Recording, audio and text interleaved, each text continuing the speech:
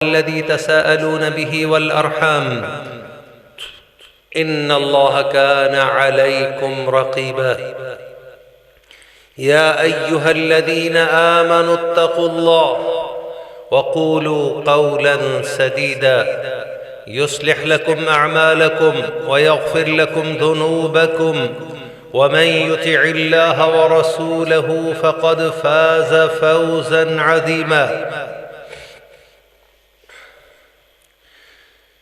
میں اللہ تبارک و تعالی کا بے حد شکر گزار ہوں جس مالک الملک نے ایک مرتبہ پھر آپ کی اس مسجد میں حاضری کی توفیق ہمت عطا فرمائی ہے۔ میں اللہ سے درخواست گزار ہوں، یا اللہ جس مقصد کے لیے ہم یہاں جمع ہوئے ہیں، خطبہ جمعۃ المبارک سننے اور سنانے کے لیے، یا اللہ اس کو قبول و منظور فرما۔ جس طرح تو نے یہاں ہمیں جمع کیا ہے، اپنی رحمت سے کل قیامت کو جنت الفردوس میں جمع فرمانا۔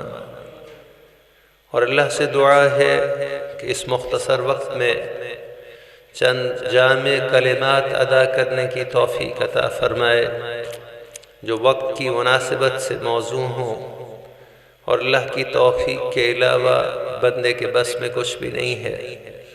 رب زدنی علما رب اشرح لی صدری ویسر لی امری واحلل عقدۃ من لسانی یفقہوا قولی۔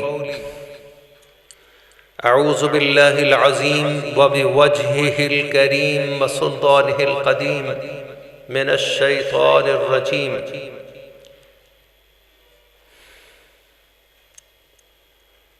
دیکھیے، قمری اعتبار سے یہ ماہ رجب کہلاتا ہے۔ رجب کا یہ پہلا جمعۃ المبارک ہے، اور انگریزی مہینوں کے اعتبار سے یہ ماہ دسمبر ہے۔ تاریخی اعتبار سے ماہ رجب کی اپنی اہمیت ہے، اور ہمارے ہاں چونکہ ماہ دسمبر، جنوری، فروری یہ کیلنڈر معروف ہے، دسمبر کے مہینے میں بہت سے اہم واقعات رونما ہوئے پاکستان کی نسبت سے، اور اسی طرح سے ماہ رجب اسلامی تاریخ میں اہمیت کا حامل ہے۔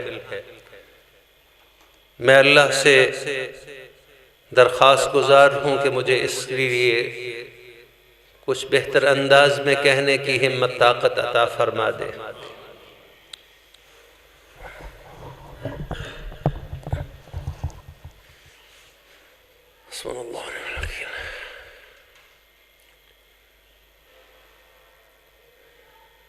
ماہ رجب اسلامی اور قمری مہینوں میں 7ویں نمبر پر آتا ہے۔ اس کے معنی بعد شعبان ہے، پھر آگے رمضان ہے، اور رمضان ہمارے قریب تر ہو رہا۔ اللہ تعالی خوش نصیب لوگوں کو رمضان نصیب فرمائے گا، اللہ ہمیں بھی ان میں شامل فرما۔ ماہ رجب ان مہینوں میں سے ایک مہینہ ہے جن کے بارے میں اللہ قرآن میں ارشاد فرما چکے، ان عدۃ الشہور عند اللہ 12 شہرا فی کتاب اللہ یوم خلق السماوات والارض۔ اللہ نے فرمایا کہ جب سے میں نے زمین و آسمان کو بنایا ہے، سال کے 12 مہینے، اور 12 مہینوں میں سے 4 مہینے ایسے ہیں جن کو میں نے حرمت اور عزت والا بنایا، منہا 4 حرم ذالک الدین القیم، اور یہ تمہارے دین کے عین مطابق اللہ تعالی نے جو دین ہمارے لیے پسند فرمایا اس میں اس کی اہمیت کو واضح کیا۔ ہماری بدقسمتی دیکھیے کہ ہم جنوری، فروری، مارچ جو مشہور ہو گیا، ہمارے بچے تو اسی کیلنڈر سے واقف ہیں، اور ہمارے چند پرانے بوڑھے کسان یہ اسو کتے مگر پو، یہ بکرما جیت کا کیلنڈر ہے، بکرمی کیلنڈر کہلاتا ہے۔ راجہ بکرما جیت ایک ہندو راجہ تھا اس نے اپنے زمانے میں ایک کیلنڈر ترتیب دیا، اس میں یہ مہینے اور اس کے نام تھے، تو وہ ہمارے پرانے کسان ان کو یاد ہے، وہ استعمال کرتے ہیں۔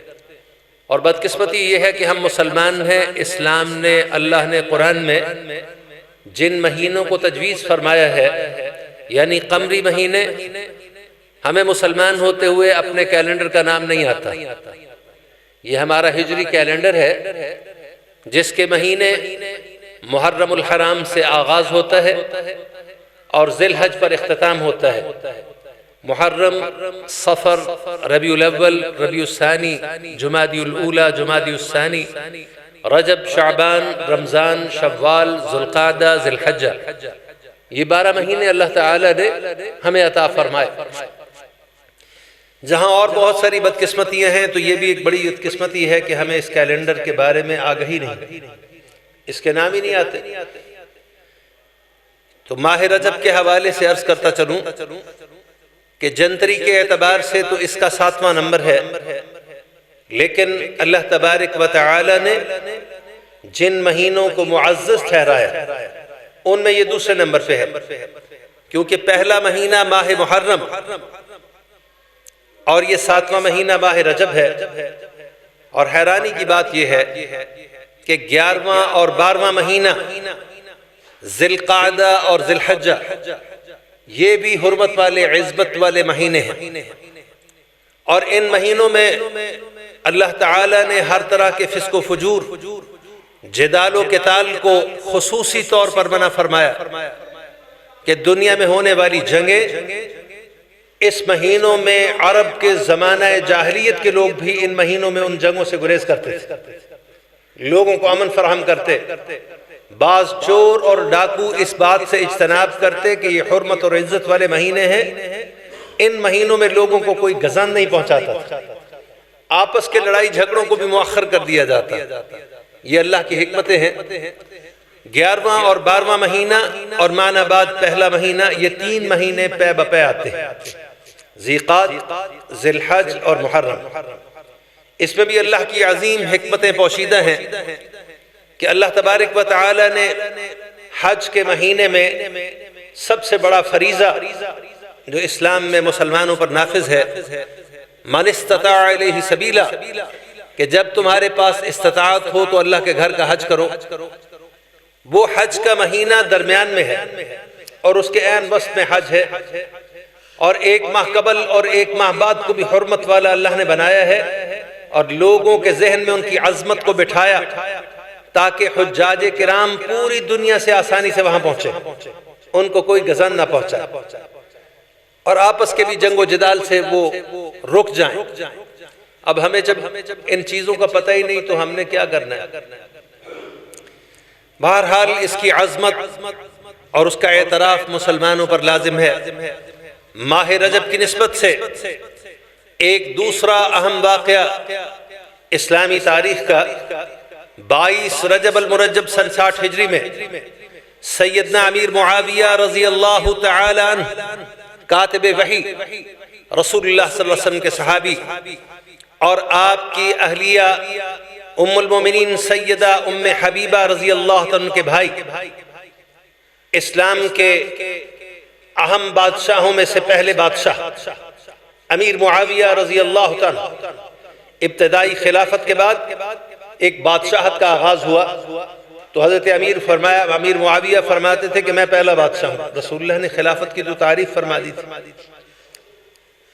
تو مسلمانوں کے یوں سمجھے کہ پہلے بادشاہ، 65 لاکھ مربع میل میں ان جن کی حکومت قائم تھی، کئی بر اعظموں پہ پھیلی ہوئی۔ اللہ تبارک و تعالی کی حکمت سے اور قضاء الہی سے سن 60 ہجری میں وفات پا گئے۔ یہی ماہ رجب تھا، 22 رجب المرجب کو، اور پاکستان اور ہندوستان کے طول و عرض میں اس مہینے کی عموماً 22 تاریخ کو، اور معروف ہے کہ 15 تاریخ کو لوگ رجب میں صدقہ و خیرات کرتے ہیں۔ مسلمان کہلانے والے 2 بڑے طبقات فکر ہیں، ایک اہل سنت ہے اور دوسرے اہل تشیع ہے، اور ہمارے اہل تشیع حضرات جو ہیں وہ خصوصاً اہتمام کرتے رجب کے مہینے میں اور 22 رجب سیدنا امیر معاویہ رضی اللہ عنہ کی شہادت کے موقع پر انہوں نے ایک بات معاشرے میں پھیلا دی کہ ایک لکڑہارا بڑا غریب تھا، اس کی بیوی بڑی پریشان حال تھی، تو اس نے 22 رجب کو کنڈے دیے، یعنی صدقہ و خیرات کیا، حلوہ پوری کنڈے۔ پرانے زمانے میں یہ مٹی کی پراتیں ہوا کرتی تھیں، ہم دیسی زبان میں سانک بھی کہتے ہیں، پرات بھی کہتے ہیں، اور اس کو عام معروف زبان میں کنڈا بھی کہا جاتا تھا، وہ جو مٹی کی بنتی تھی۔ تو اس میں خصوصاً اہتمام کیا جاتا، ذرا سائز میں بڑی ہوتی تھی، مقصود خیرات زیادہ کرنا ہوگا تو اس میں وہ دیا جاتا تھا، تو معروف ہو گیا کنڈے دی۔ تو انہوں نے یہ مشہور کی ہے روایت کہ اس کے کنڈے دینے کے سبب سے اس کے گھر میں بڑی خیر ہو گئی، حالانکہ اس روایت کا کوئی اصل نہیں ہے، بس ایسے ہی مشہور کر دی۔ اب اہل سنت اس بات میں تشویش پر مبتلا ہے کہ عین اس دن جس دن سیدنا امیر معاویہ رضی اللہ تعالی عنہ ان کی دنیا سے وفات کا وقت ہے، اسی دن یہ صدقہ و خیرات کیوں کیا جاتا ہے؟ بھئی آپ آگے پیچھے بھی تو کر سکتے ہیں۔ اس دنوں کا انتخاب اس بات کی دلالت ہے کہ یہ لوگ اپنے دل میں سیدنا امیر معاویہ کے بارے میں بغض و عناد رکھتے ہیں، اور ان کی موت پر خوشیاں منانے کا ایک طریقہ ڈھونڈا ہے انہوں نے۔ اس لیے ان چیزوں سے اجتناب چاہیے۔ صدقہ و خیرات تو آپ کبھی بھی کر سکتے ہیں، اور وہ کہتے ہیں امام جعفر صادق کے نام پر انہوں نے صدقہ و خیرات کیا تھا، کنڈے دیے تھے، تو انہوں نے دین کا کنڈا کر دیا اس بات میں۔ ادھر امیر معاویہ کی وفات ہو رہی ہے، ادھر آپ صدقہ و خیرات دے رہے ہیں۔ اللہ تعالی ہمیں سمجھ عطا فرمائے۔ اور انہی ایام میں 27 رجب المرجب کے بارے میں مشہور ہو گیا ہے کہ وہ عظیم واقعہ معراج، واقعہ اسراء، نبی رحمت محمد الرسول اللہ صلی اللہ علیہ وسلم کو اللہ تبارک و تعالی نے آسمانوں کی سیر کے لیے طلب فرمایا، بلایا، اور یہ واقعہ اس پر تو سب کا اتفاق ہے کہ مکہ المکرمہ کے آخری ایام میں، آخری سالوں میں، 1 یا 2 سال قبل، ہجرت سے 1 یا 2 سال قبل، اس کی تاریخ کا تعین کسی کے پاس نہیں، اس کی تاریخ کا چھپ جانا بھی اللہ کی حکمتوں میں سے ہے۔ یہ اللہ تعالیٰ کی مرضی ہوتی ہے، جو چیز چاہے بلا دے، اور کسی شخص کے پاس اس کی متعین تاریخ بھی یاد نہیں ہے۔ حالانکہ 28 کے قریب صحابہ کرام رضوان اللہ علیہم اجمعین انہوں نے واقعہ معراج کو رسول اللہ سے سن کر نقل فرمایا، اور مختلف تاریخ کی کتابوں میں، حدیث کی کتابوں میں ان صحابہ سے اسانید ملتی ہیں، ان سے احادیث ملتی ہیں۔ مشہور ہو گیا ہے کہ 27 رجب المرجب کو یہ واقعہ پیش ہے۔ پاکستان کے طول و عرض میں اور دیگر ممالک میں 27 تاریخ کو مشہور کرنے کا ایک خاص مقصد کہ اس دن میں بھی خاص قسم کی عبادات ایجاد کر لی گئیں، اور اس رات میں بھی خاص اہتمام شروع کر دیا گیا۔ رسول اللہ صلی اللہ علیہ وآلہ وسلم نے اس طرح کی عبادات اس دن میں متعین نہیں فرمائی، اس لیے ہمیں بھی اس سے اجتناب چاہیے۔ اس میں بھی اللہ کی حکمتیں ہیں۔ یوں واقعہ اسراء کی اہمیت اسلام کا ایک سنگ میل ہے کہ تمام انبیاء اور رسل میں سے محمد الرسول اللہ کو، جس میں انسانی کے ساتھ اللہ تبارک و تعالی نے آسمانوں کی سیر اور پھر سب سے سربلند مرتبہ یعنی اپنے قرب نصیب فرمایا، اپنے مقربین جہاں اللہ کے خاص فرشتے ہیں وہاں تک رسول اللہ صلی اللہ علیہ وسلم کو رسائی عطا فرمائی، یہ اللہ کی عظیم حکمتوں میں سے ہے۔ قرآن کے 15ویں پارے میں جو سورہ شروع ہوتی ہے بنی اسرائیل، اس کی ابتدا میں اللہ تبارک و تعالی نے سبحان الذی اسری بعبدہ لیلا من المسجد الحرام الى المسجد الاقصى الذي باركنا حوله لنريه من آیاتنا انه هو السمیع البصیر، ان پاکیزہ کلمات کے ساتھ اس واقعے کا تذکرہ فرمایا اس کو نا تھوڑا سا چھوٹا کر، اس کو تھوڑا سا چھوٹا کر، نیچے ادھر سے چھوٹا کرو اور اس کو آگے کرو، اس کا وزن ادھر زیادہ ہے، کر یہ ڈول چلو اس کو ٹھیک ہے.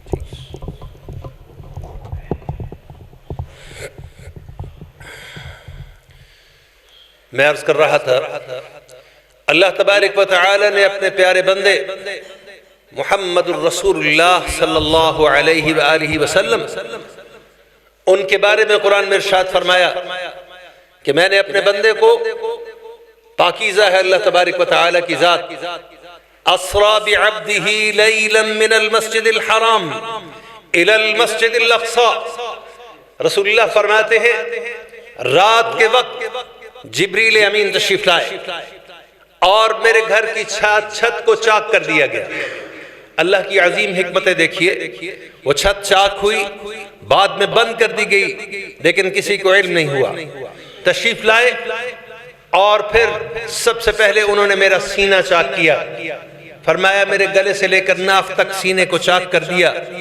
میرے دل کو نکالا گیا، زمزم سے دھویا گیا، پاکیزہ کیا گیا اور میرے دل کو دوبارہ پیوست کر دیا.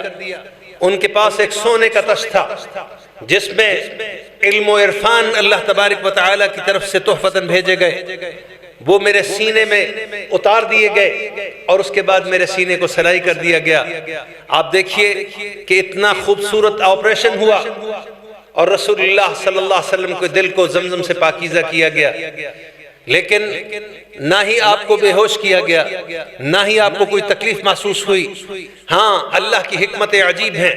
صحابہ کرام نے اس بات کی تصدیق کی کہ ہم نے آقا علیہ السلام کے سینہ مبارک پر اکثر یہ گلے سے لے کر ناف تک اس کے اوپر سلائی کے نشانات دیکھے ہیں. اللہ چاہتا تو وہ سلائی کے نشانات بھی مٹا دیتا، لیکن اللہ نے اس کو باقی چھوڑا تاکہ جب آپ واقعہ بیان کریں گے تو کوئی نشانی تو کسی کے سامنے ہو کہ واقعی ایسا ہوا ہے. یہ بھی اللہ کی حکمتوں میں سے ایک حکمت ہے. رسول اللہ نے فرمایا اس کے بعد براق کو لایا گیا. یہ جنت کی سواریوں میں سے ایک خوبصورت سواری ہے، سفید رنگ کا گھوڑا نما ایک جانور. فرمایا اس کو میرے سامنے پیش کیا گیا. یہ گھوڑے سے ذرا قد میں چھوٹا ہے اور گدھے سے ذرا بڑا تھا. فرمایا مجھے پیش کیا گیا اور جب میں اس کے لیے مجھے جبریل نے کہا کہ آپ کی سواری کے لیے یہ ہے، ہم آپ کو لینے کے لیے آئے ہیں. اور جب میں سوار ہونے کے لیے اس کے قریب گیا تو اس نے تھوڑی شوخی دکھائی. اس کی سعادت ہے کہ انبیاء اور رسول کے امام محمد الرسول اللہ صلی اللہ علیہ وسلم اس کے اوپر سوار ہونے والے ہیں. تو جبریل نے اس کو ڈانٹا اور اس سے کہا کہ تمہیں پتہ نہیں ہے رسول اللہ تشریف لے آئے ہیں اور انہوں نے تجھ پر سوار ہونا ہے. میں سمجھتا ہوں تو اس نے دل لگی کی، اس نے خوشی کا اظہار کیا اور رسول اللہ اس کے اوپر تشریف فرما ہوئے اور فرماتے ہیں کہ جہاں تک نظر جاتی ہے وہاں تک اس کا ایک قدم جاتا تھا. فرشتوں کو تو اللہ نے اڑنے کی طاقت و صلاحیت بخشی ہے. فرشتے ساتھ ساتھ، جبریل امین بھی آپ کے ساتھ ہیں اور آپ اس پر سوار. فرمایا اسرا بعبدہ لیلا من المسجد الحرام الى المسجد الاقصی. مسجد الحرام بیت اللہ کے گرد جو مسجد ہے اس کا نام حرمت اور عزت والی مسجد اللہ نے رکھا ہے. اور مسجد اقصی فلسطین میں یروشلم شہر میں ہے اور وہاں اللہ کے رسول فرماتے ہیں کہ راتوں رات اپنے بندے کو اس براق پر سوار کر کے اللہ تبارک و تعالی نے سفر فرما دیا. اور میں نے راستے میں بہت ساری چیزوں کا مشاہدہ کیا. قریش کا وہ قافلہ جو تجارت کے لیے شام گیا ہوا تھا، وہ جس جگہ مقیم تھا، رات کو ٹھہرا ہوا تھا، وہ جگہ بھی میں نے دیکھی. اور پھر میں مسجد اقصی پہنچا.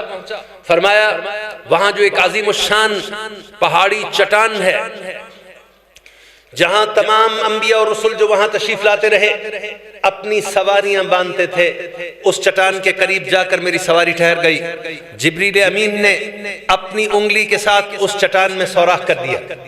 آپ دیکھیں کہ اللہ نے اس کو فرشتوں کو کیسی قوت عطا فرمائی ہے. پتھر میں سوراخ کر کے میری سواری کی لگام اس کے ساتھ باندھ دی، یعنی میری سواری کو وہاں باندھ دیا گیا جہاں انبیاء اور رسول کی سواریاں باندھی جاتی ہیں.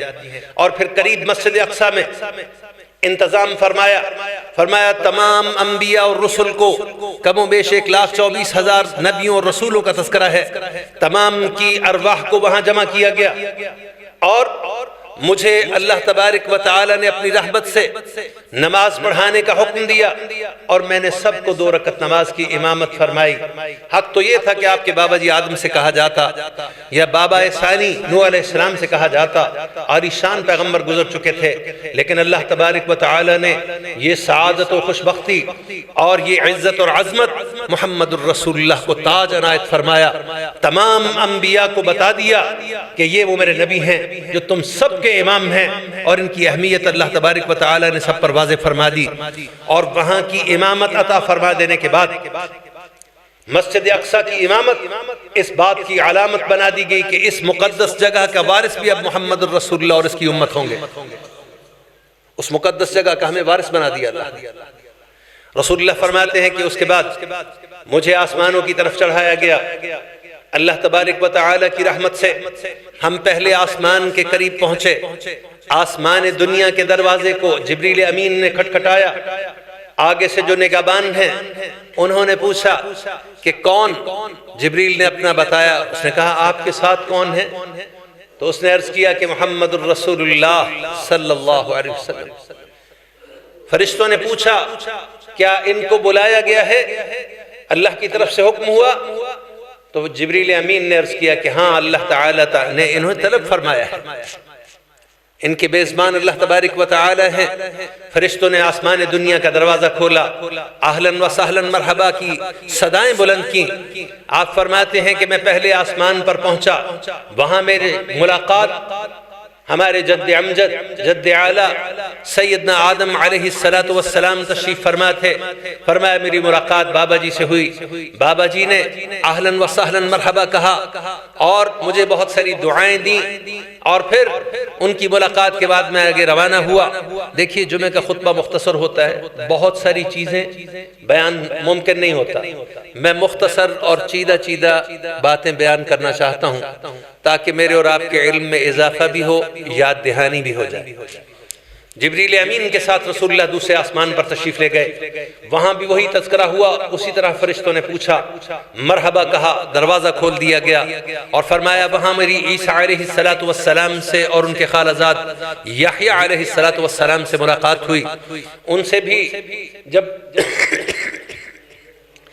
علیک سلیک ہو گئی، ملاقات ہو گئی، تو وہاں سے آگے روانہ ہوئے۔ فرمایا تیسرے آسمان پر سیدنا ادریس علیہ السلام اللہ کے پاک پیغمبر، ان سے ملاقات ہوئی۔ انہوں نے اپنی دعاؤں سے نوازا اور وہاں سے آگے روانہ ہوئے۔ چوتھے آسمان پر سیدنا یوسف علیہ السلام سے ملاقات ہوئی۔ رسول اللہ نے فرمایا جب میں نے یوسف کو دیکھا مجھے معلوم ہوا کہ ساری دنیا کو اللہ نے جتنا حسن عطا فرمایا ہے، ساری دنیا کا آدھا حسن اکیلے یوسف کو ہی عطا فرما دیا۔ اور رسول اللہ نے ہمیں خوشخبری دی تھی کہ انشاءاللہ جن خوش نصیبوں کو اللہ نے جنت عطا فرمانی ہے ان کو بابا جی آدم علیہ السلام کا قد کاٹ عطا فرمائیں گے۔ 60 ہاتھ قد، تقریباً 100 فٹ آج کے زمانے کا بنتا ہے، اور عیسیٰ علیہ السلام کی جوانی عطا فرمائیں گے۔ وہ 33 سال کی عمر میں اللہ تبارک و تعالی نے آسمانوں پر اٹھا لیا تھا، اور اسی طرح یوسف علیہ السلام کا حسن بھی تمہیں عطا فرمائیں گے جنت میں جانے سے قبل۔ سب پر یہ اللہ کی رحمت ہو جائے گی، اللہ ان سب میں ہمیں شامل فرمائے۔ یوسف علیہ السلام سے ملاقات کے بعد نبی رحمت علیہ السلام 5ویں آسمان پر سیدنا ہارون علیہ السلام سے ملاقات فرمائی، اور 6 آسمان پر جب رسول اللہ صلی اللہ علیہ وسلم تشریف فرما ہوئے، فرمایا وہاں حضرت موسیٰ علیہ السلام سے اللہ تبارک و تعالی نے ملاقات کا اہتمام فرمایا۔ ان سے دعائیں لینے کے بعد 7ویں آسمان پر سیدنا ابراہیم علیہ السلام سے ملاقات ہوئی۔ فرشتوں نے تعارف کروایا کہ یہ آپ کے بابا، آپ کے جد اعلیٰ سیدنا ابراہیم علیہ السلام ہیں۔ یاد رہے کہ سیدنا ابراہیم علیہ السلام کے 2 بیٹے سیدنا اسماعیل علیہ السلام اور سیدنا اسحاق علیہ السلام، ان دونوں کی اولاد میں سے سیدنا اسماعیل کی اولاد میں سے اللہ تبارک و تعالی نے محمد الرسول اللہ آخری پاک پیغمبر کو مبعوث فرمایا۔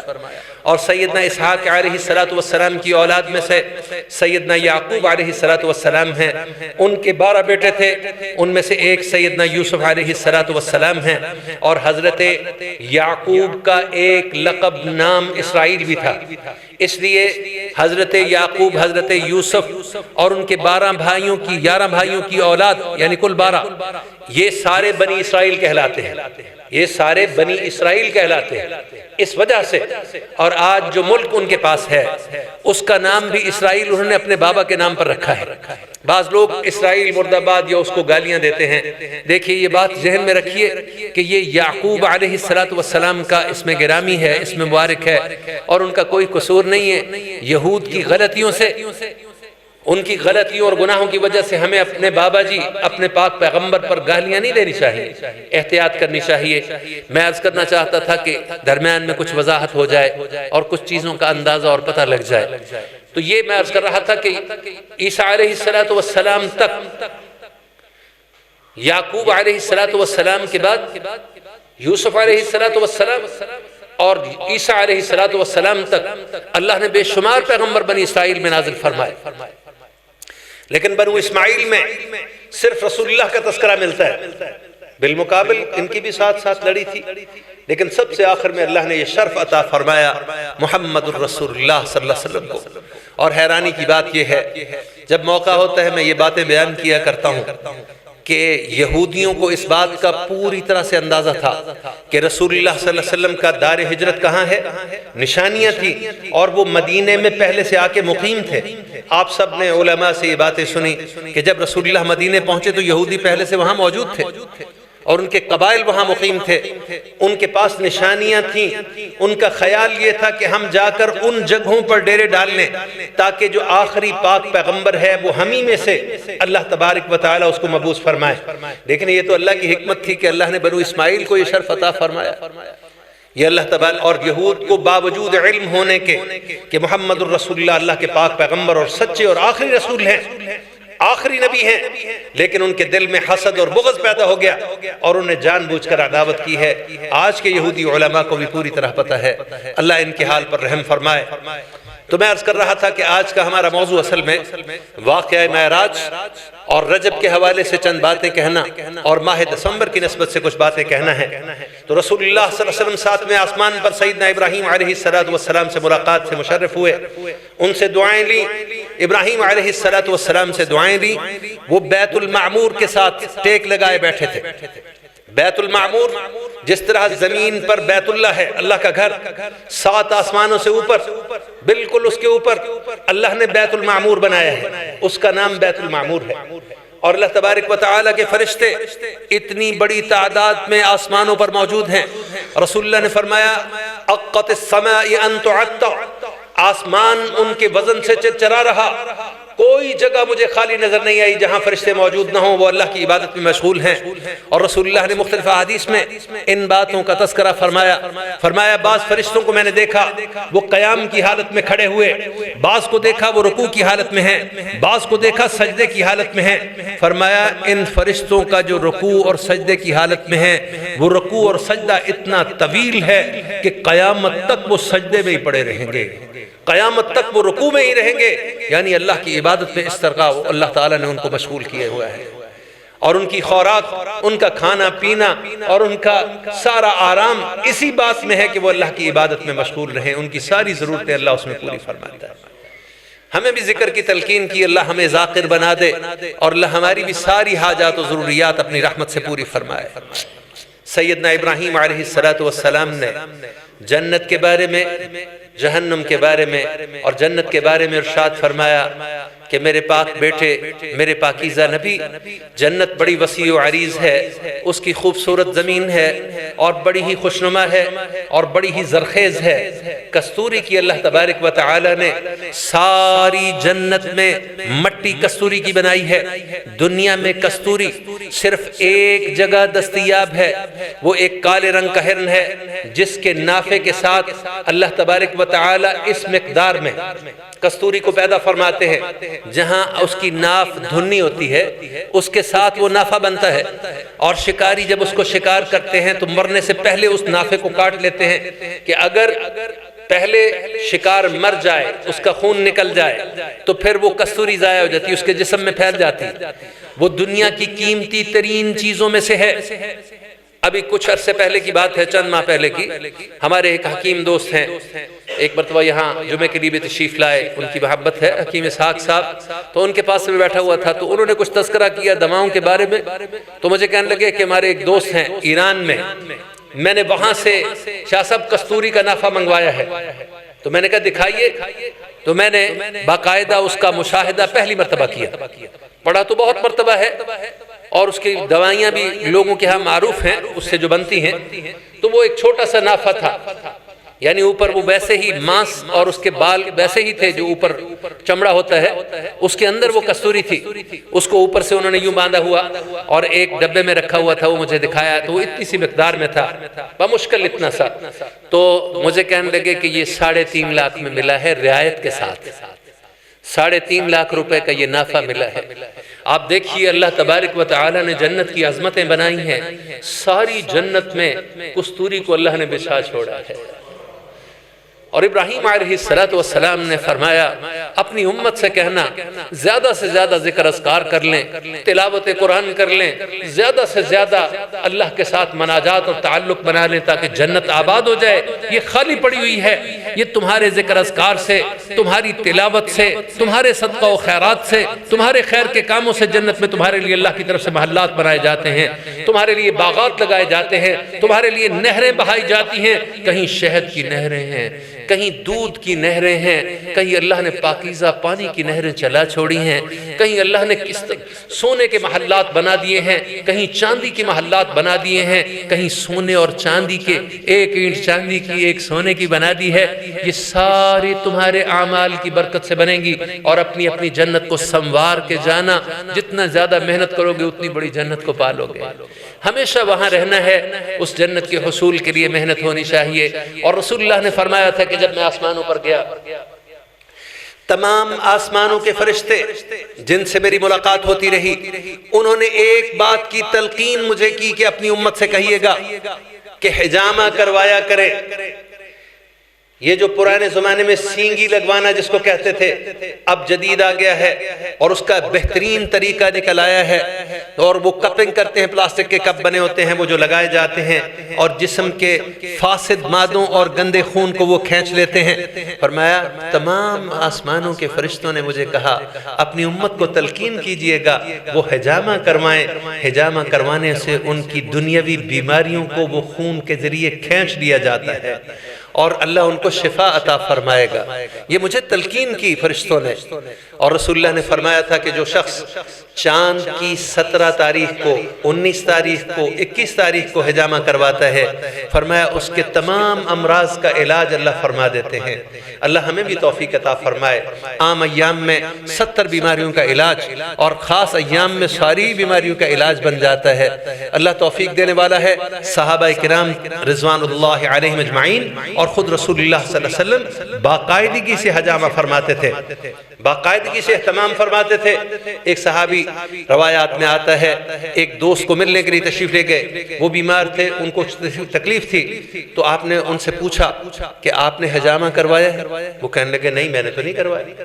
کہنے لگے میں یہاں سے جاؤں گا نہیں، تمہیں پتہ نہیں رسول اللہ نے تاکید کی ہے، جلدی سے حجام کو بلاؤ تاکہ وہ حجامہ فرمائے، اللہ تمہاری تکلیف کو دور فرمائے، جب تک وہ حجامہ نہیں کرے گا میں جاؤں گا نہیں۔ یعنی اتنی سختی فرمائی۔ اللہ ہمیں بھی عمل کی توفیق دے۔ سال میں کم از کم ایک مرتبہ تو ضرور ہی کروانا چاہیے۔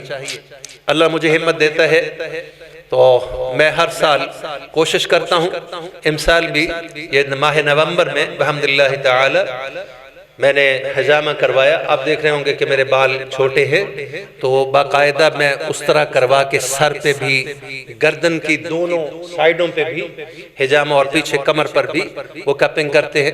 تو یہ باقاعدہ اہتمام کی میں کوشش کرتا ہوں. یہ سنت ہے رسول اللہ صلی اللہ علیہ وسلم کی، تاکید ہے فرشتوں کی. اللہ عمل کی توفیق عطا فرمائے اور اس کی برکتیں بھی ہمیں عطا فرمائے.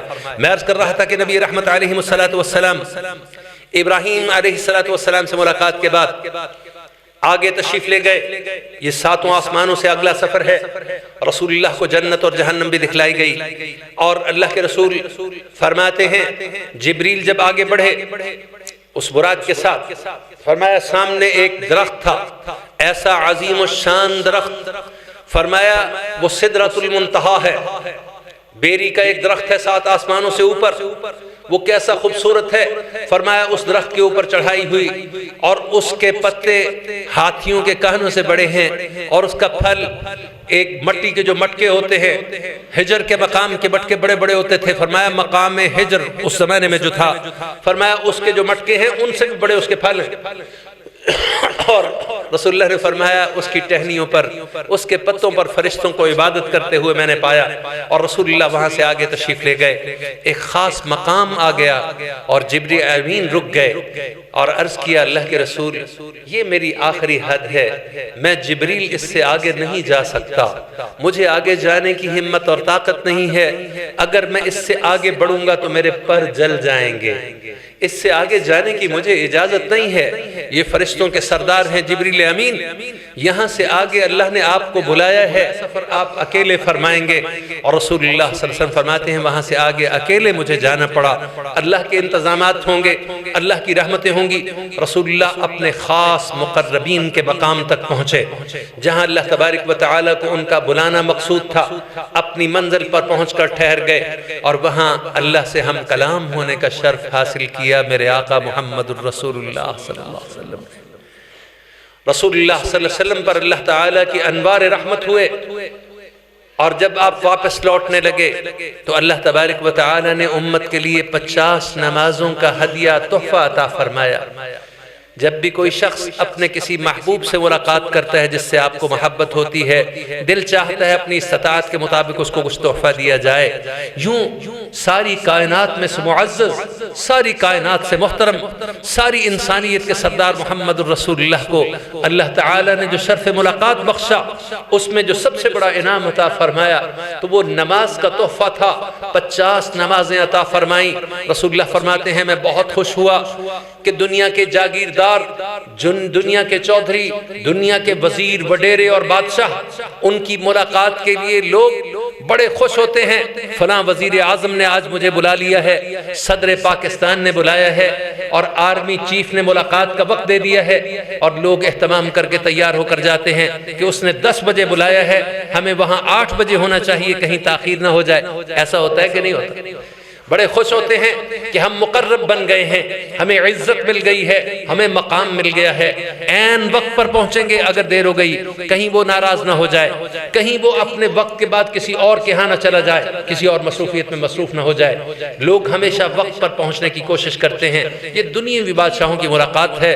رسول اللہ نے فرمایا اللہ نے جو 50 نمازوں کا تحفہ عطا فرمایا تو مجھے بڑی خوشی ہوئی کہ اللہ نے 50 مرتبہ میری امت کو اللہ شہنشاہ نے اپنے دربار میں آنے اور ملاقات کا شرف بخش دیا ہے.